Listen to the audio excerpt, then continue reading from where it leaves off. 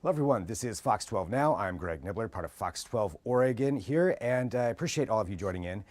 Today, we've got something special that we're going to be talking about. So, according to DHM research, houselessness and the lack of affordable housing is one of the biggest concerns that Oregonians have, especially going into this legislative season. They want to see some action on that. And there's currently a House bill that is being proposed that would actually incentivize people who do own homes but have vacant rooms to rent those rooms out. We're going to get into the details of that here in just a little bit, but right now I'm joined by Tess Fields, who is the Executive Director of Homeshare Oregon. Tess, thank you very much for being here with us today. Thank you. Thanks for having me. So to start off, you are with Homeshare Oregon. I wondered if you could give us the backstory of that, what exactly that is, and what you do with that organization. Sure. So Homeshare Oregon has been up and running for just over a year and a half. We launched this organization as we continue to look at the increased numbers of people falling into homelessness or at risk of displacement. And we learned that there's 1.5 million owner-occupied homes across the state of Oregon with a spare bedroom available. And simultaneously, 1 out of every 3 Oregon homeowners are mortgage burdened, with almost 40% of Oregon seniors self-reporting that they're at risk of foreclosure. We felt if we could match these populations and penetrate just 2% of those homeowners, we could house 30,000 people affordably, help keep 30,000 people in their homes and build financial resilience with absolutely no new infrastructure and without raising taxes. So with the organization itself, there's a few things I want to dig into there, actually, that you just were talking about. How do you go about, I guess, matching these people up? Yes, most of the matching takes place through a technology application that we provide to Oregonians for free that they can access through our website at www.homeshareoregon.org. But basically, homeowners go in and answer a series of questions.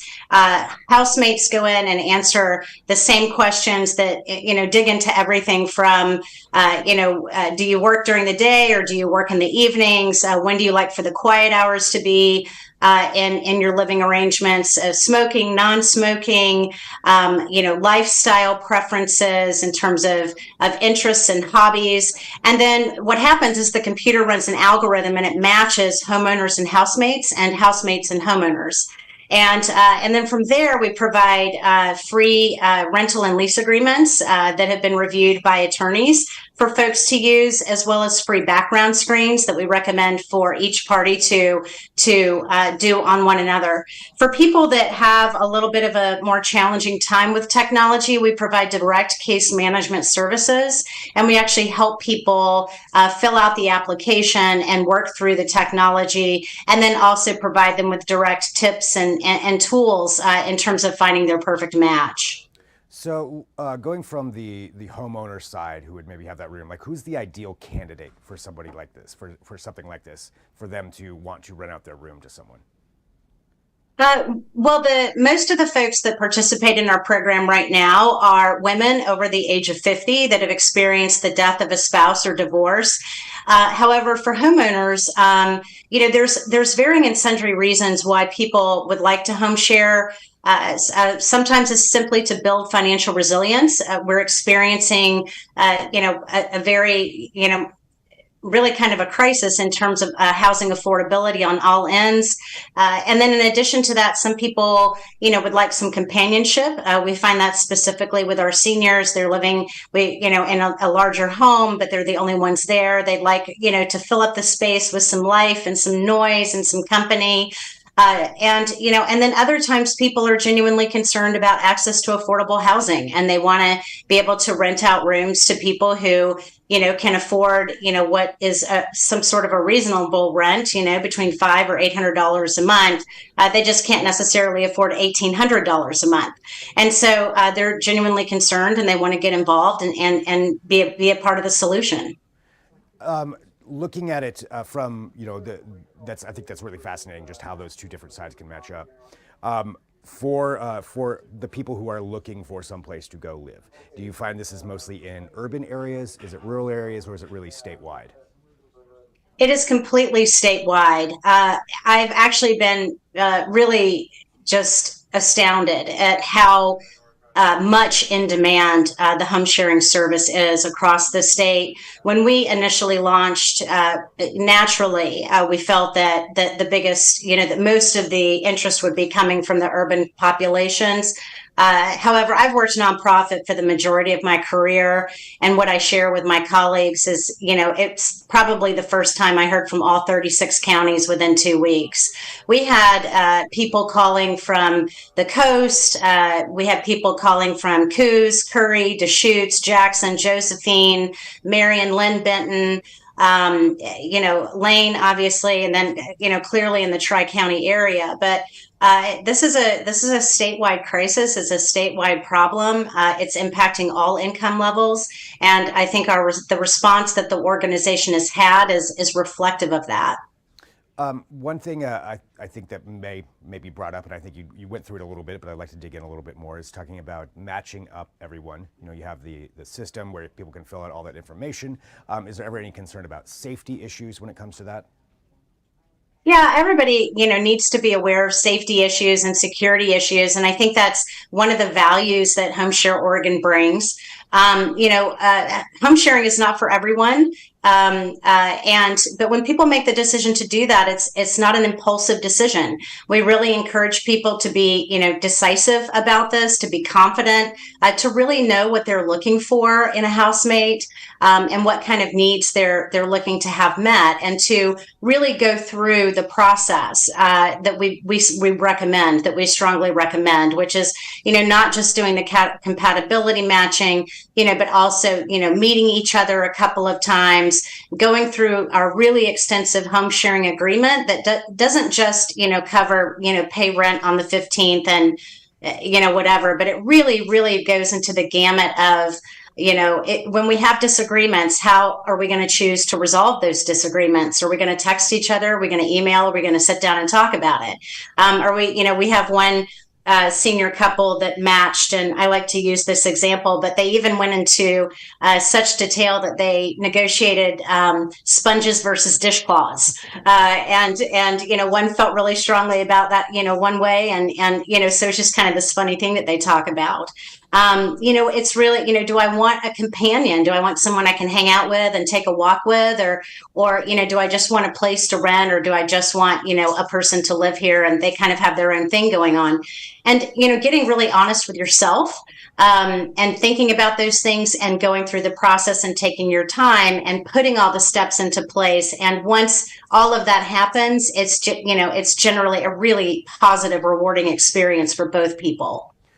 Something that we brought up there at the beginning is that there's also now, and as it says here on our screen, that there is a House bill that is being proposed, or is being proposed, that would essentially incentivize this a little bit more. Can you tell us about this bill?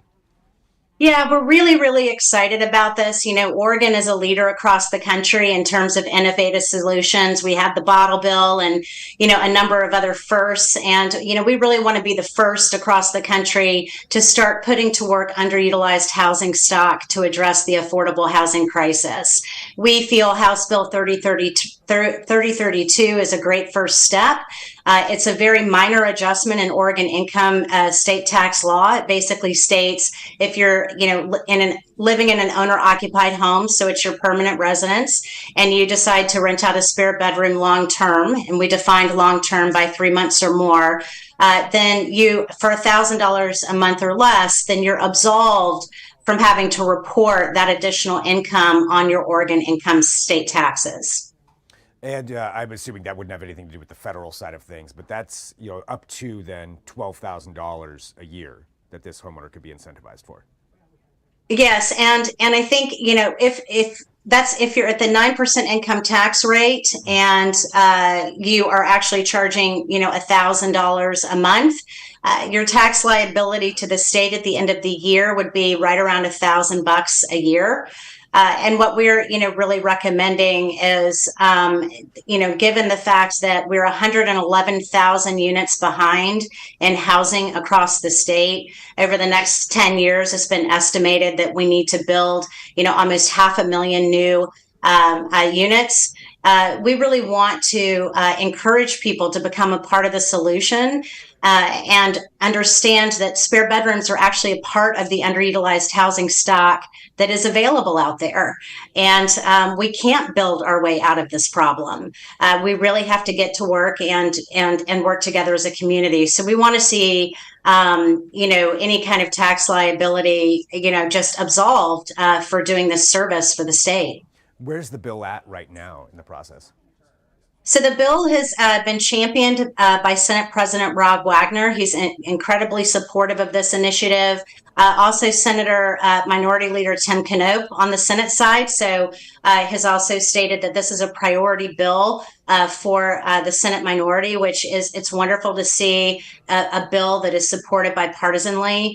In addition to that, Representative Courtney Nearen, big shout out and thanks to her. She's our bill chief sponsor, as well as Representative Hartman. It has passed out of the Housing and Homelessness Committee, and it is now sitting in the Joint Committee on Tax Expenditures, which is co-chaired by Nancy Nathanson and Senator Mark Meek. And we are excited to get a hearing, hopefully as soon as possible, so we can get some movement on this. And if it does go through, when would it go into effect? In 2024. 2024.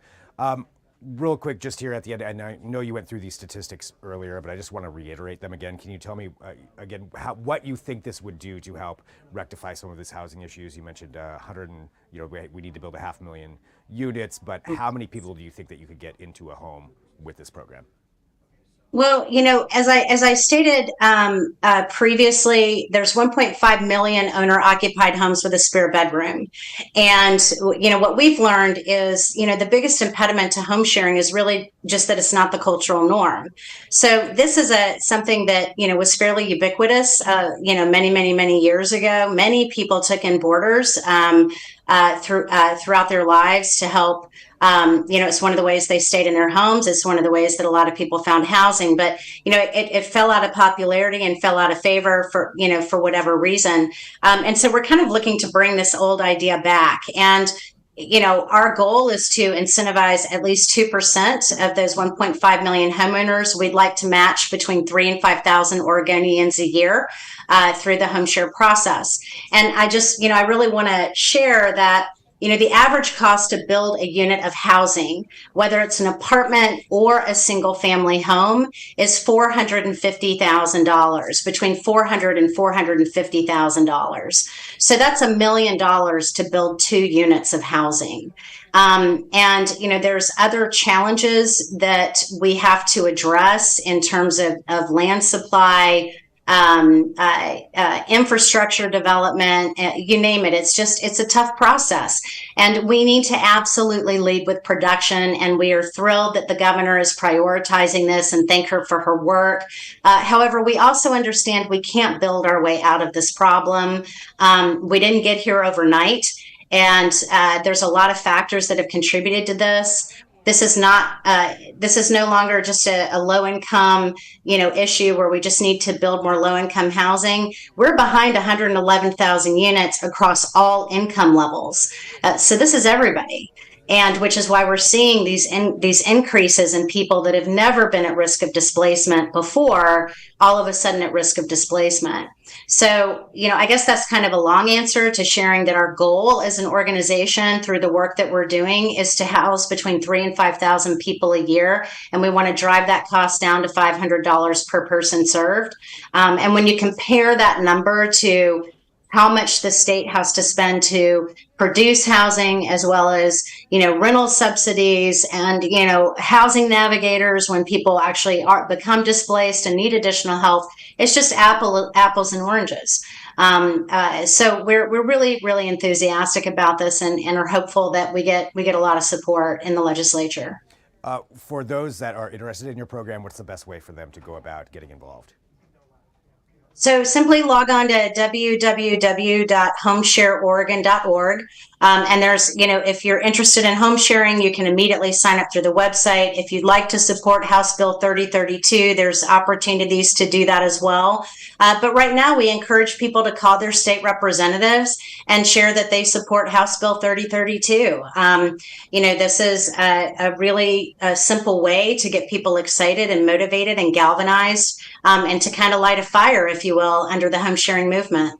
Well, Tess, thank you very much for taking some time today to talk to us about this and explain the process and explain the bill. Really, really appreciate it. So thank you very much. Well, I really appreciate you guys having me, and thank you again for your time. Absolutely.